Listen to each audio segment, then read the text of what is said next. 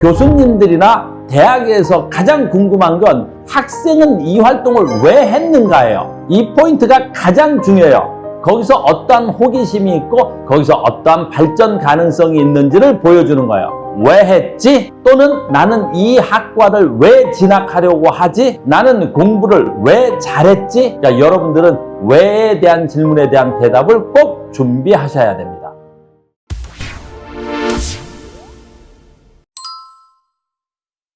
우리가 일반적으로 수시에서 1차 합격생이라 그러면 보통 3배수에서 최대 5배수까지 뽑는 경우가 있어요. 만약에 최종 합격생이 30명이라면 1차 발표가 3배수면 90명이 되는 거예요. 1등부터 10등 아이들이 면접에서 떨어지긴 그건 사실 조금 힘들어요.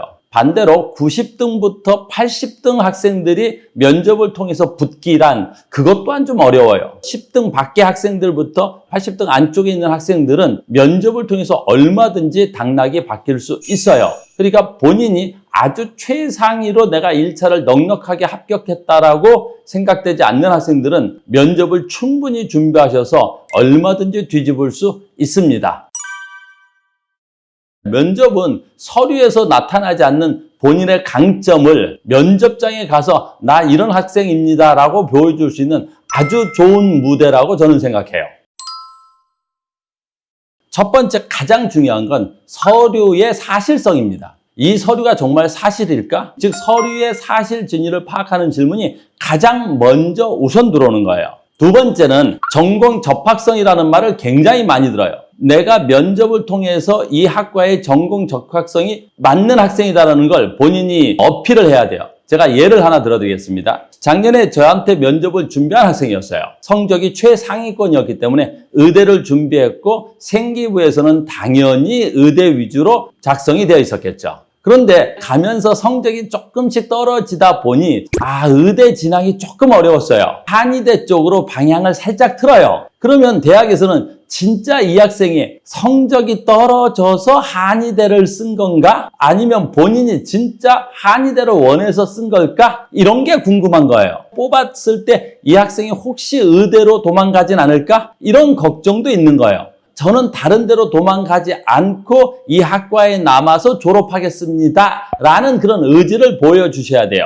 제가 한의대로 방향을 틀은 건 성적이 떨어져서가 아니라 표하는 바 의사로서는 혼자 독립적으로 봉사하기가 조금 어렵다라는 걸 2학년 때 발견하고 한의대에 나와서 제가 한의사가 된다면 저 혼자서도 충분히 봉사활동을 다닐 수 있을 거라는 생각이 들어서 한의대를 선택하게 되었습니다. 이런 식으로 전공 접합성을 어필하는 거예요. 거기에 또 하나 더해서 한다 그러면 발전 가능성이에요. 제가 이 학과를 나오면 앞으로 나의 진로가 이렇게 될 것이고 제가 좀 더 발전해서 학교를 빛낼 수도 있다. 이런 걸 보여주셔야 합니다. 그래서 전공 접합성과 나의 발전 가능성 그리고 마무리는 인성으로 마무리를 지셔야 돼요. 제가 어떻게 바르게 살아갈 것이고 제 삶이 앞으로 사회에 기여하겠다라는 것까지도 보여주는 그런 면접을 하신다 그러면 여러분들이 대학에서 원하는 인재상으로 어필이 될 것입니다. 그럼요. 여러분들 지원대학 체크리스트는 꼭 준비하셔야 돼요. 대학 홈페이지에 가면 아주 자세하게 잘 나와 있어요. 모집 요강을 여러 번 읽어보셔야 돼요. 모집 요강이 어떠냐에 따라서 준비하는 방법이 다 다릅니다. 특히 입학처 홈페이지에 가서 모집 요강을 보실 때 면접 유형 있죠. 서류 기반 면접인지 제시문 기반 면접인지 꼭 봐야 되고요. 그다음에 면접 시간도 매우 중요해요. 한 학생당 주어진 시간이 얼마나 될 것인지 평가 요소도 매우 꼼꼼히 따져보셔야 되고 그 다음에 1차 합격자가 몇 배수냐에 따라서 굉장히 면접이 중요하기도 해요. 그래서 2배수인 학생들, 3배수나 4배수가 되겠죠. 만약에 1차 합격생이 2배수라 그러면 면접으로 당락이 결정될 수 있어요. 두 번째는 선행학습 보고서를 꼭 보셔야 돼요. 지난 3년간의 기출문제들을 받아서 이런 질문을 했고 이런 질문에는 이런 답이 요구되는가라는 게 다 나와 있어요. 굉장히 여러 번 보셔야 돼요. 입학사정관님이나 교수님들이 보기에는 생기부 내용이 거의 비슷해요. 고등학교 학생들이 할 수 있는 활동의 내용은 대부분 비슷합니다. 선행학습 보고서를 여러 번 보시고 3년치의 기출문제는 꼭 보셔야 돼요. 마지막으로 내가 지원한 학과의 홈페이지에서 학제를 보셔야 돼요. 대학 학과에서 필수 핵심 과목이 무엇인지, 내가 한의학과를 지원했다면 한의학과에서 배우는 핵심 과목이 무엇인지 정도는 추론해야 돼요. 그래서 내가 고등학교 때 한 활동과 그 핵심 과목과의 연결고리를 찾는 게 핵심이에요. 그래서 제가 한의학과에 지원하기 위해서 이러이러한 활동을 하였다라고 얘기하는 거예요. 그럼 교수님이 봤을 때는 내가 이것을 가리킬 건데 얘가 미리 했구나라는 게 인지가 되겠죠. 그러면 상당히 좋은 점수를 받을 수 있어요. 그래서 꼭 여러분들은 세 가지를 하셔야 돼요. 입학 요강을 꼭 필히 숙지할 것, 선행학습 보고서를 다운받아서 최소한 3번 또는 기출문제를 3년치 정도는 보셔야 돼요. 마지막으로 과목을 찾으셔야 돼요. 내가 지원한 학과의 핵심 과목은 무엇이고 그 핵심 과목이 내가 한 활동과 어떠한 연결이 되어 있는지 꼭 명심해서 찾기 바랍니다. 학생부 분석은 여러분들한테 꼭 필수적인 요소예요. 가장 첫 번째 할 것은 사실인지를 찾아내야 돼요. 그래서 1학년부터 3학년까지 자기가 한 활동을 쫙 나열해야 돼요.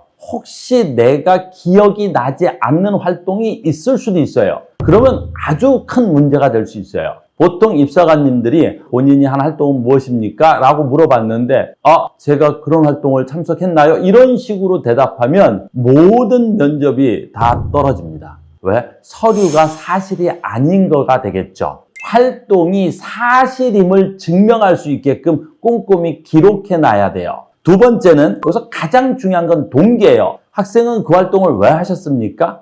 그러니까 여러분들은 거기다 코멘트를 달아야 되죠. 내가 고등학교 1학년 교육청 과학탐구에 왜 참석했었지? 물론 사실은 어떤 의미 없이 참석했을 수도 있어요. 학교에서 가라 그랬으니까 갔겠죠. 하지만 본인은 면접을 준비하는 학생의 입장에서 왜를 따로 만들어 놔야 되겠죠. 그게 진로랑 관련이 돼야 되겠죠. 세 번째는 과정이에요. 내가 그 활동에 참석을 해서 어떠한 것을 수행했다. 어떤 주도적인 역할을 했는지. 그 과정이 어쩌면 사실을 더 입증하는 것도 될 수 있으니까요. 마지막으로 그 실험을 통해서 또는 그 활동을 통해서 내가 어떠한 개념을 확실히 알게 되었다. 이론이 아닌 실제를 볼 수 있어서 좋았다. 이렇게까지도 하셔야 돼요. 그래서 내가 교과서에서 배운 개념을 체득, 몸으로 실천해서 알게 되었다. 여기까지가 개념 정리예요. 그 다음엔 성장이에요. 다음에 좀 더 높은 수준의 공부를 나는 하고 싶다. 즉 고등학교에서는 여기까지 했지만 내가 이 대학의 진학을 통해서 이 이상의 공부를 하고 싶다라는 포부를 밝히셔야 돼요. 이게 하나의 세트가 돼 있어야 돼요. 모든 생기부에 있는 활동 내용을 다 정리해서 이것을 내가 왜 했지? 이걸 어떻게 했지? 여기서 어떤 개념이 동원되었지? 그래서 나는 앞으로 이것을 어떻게 발전시킬 것이지? 라고 종이에다가 또는 내 표를 만들어서 정리하시고 그것을 계속해서 숙지하셔야만 됩니다. 이게 생기부를 분석하는 방법이에요. 그러면 여기서 한 가지만 꼭 잡으라 그러면 교수님들이나 대학에서 가장 궁금한 건 학생은 이 활동을 왜 했는가예요. 이 포인트가 가장 중요해요. 거기서 어떠한 호기심이 있고 거기서 어떠한 발전 가능성이 있는지를 보여주는 거예요. 왜 했지? 또는 나는 이 학과를 왜 진학하려고 하지? 나는 공부를 왜 잘했지? 그러니까 여러분들은 왜에 대한 질문에 대한 대답을 꼭 준비하셔야 됩니다. 자기소개를 잘하는 방법은 분명히 존재합니다. 그런데 기존의 틀에서 조금 벗어날 필요가 있어요. 핵심의 포인트는 뭐냐? 현재의 나를 소개하는 게 아니에요. 앞으로 미래의 나를 소개하는 거예요. 나는 이런 사람이 될 것이기 때문에 이 학교에 지원하게 되었습니다. 이렇게 끝맺음을 하는 거예요. 자기소개는 현재의 나가 아닌 미래의 나를 소개하는 것이에요.